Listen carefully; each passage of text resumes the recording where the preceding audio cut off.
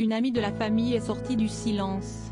Pour le journal Le Parisien, elle a évoqué la disparition du petit Émile et pour elle, il ne fait aucun doute qu'il ne s'agit pas d'une négligence de la part des grands-parents.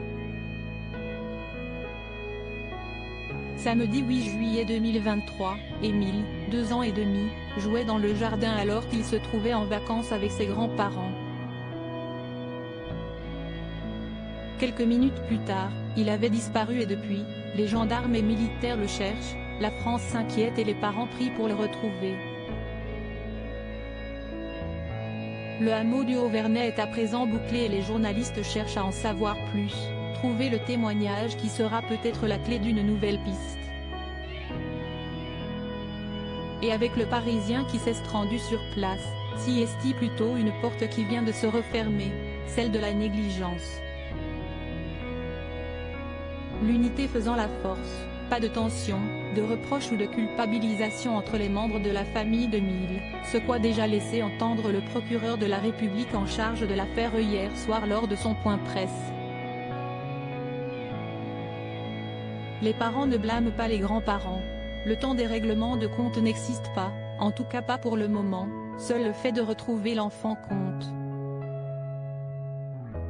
Selon une amie de la Bouilladise, la commune des Bouches-du-Rhône où résident à l'année les grands-parents et les parents d'Émile, ce qui s'est passé n'a rien à voir avec de l'inattention. Ce n'est pas de la négligence, mais un accident. La nature est hostile. J'ai un petit garçon qui a exactement le même âge qu'Émile. Les petits sont attirés par la nature, ils sont en plein éveil. Lorsqu'ils aperçoivent une rivière ou tout autre élément naturel, ils y foncent, a-t-elle déclaré au journal. Des propos qui vont avec ceux des gendarmes qui parlaient il y a quelques jours d'Émile comme d'un suiveur de papillons.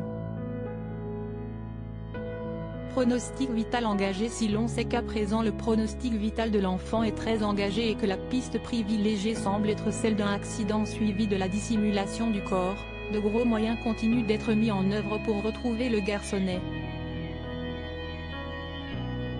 Les 30 bâtiments qui composent le hameau ont été totalement visités et les 25 personnes qui se trouvaient sur le hameau ont été entendues.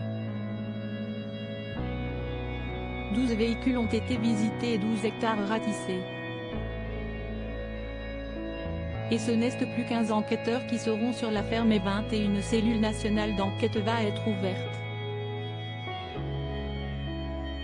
Des moyens qui, on l'espère, aideront à résoudre cette bien triste affaire.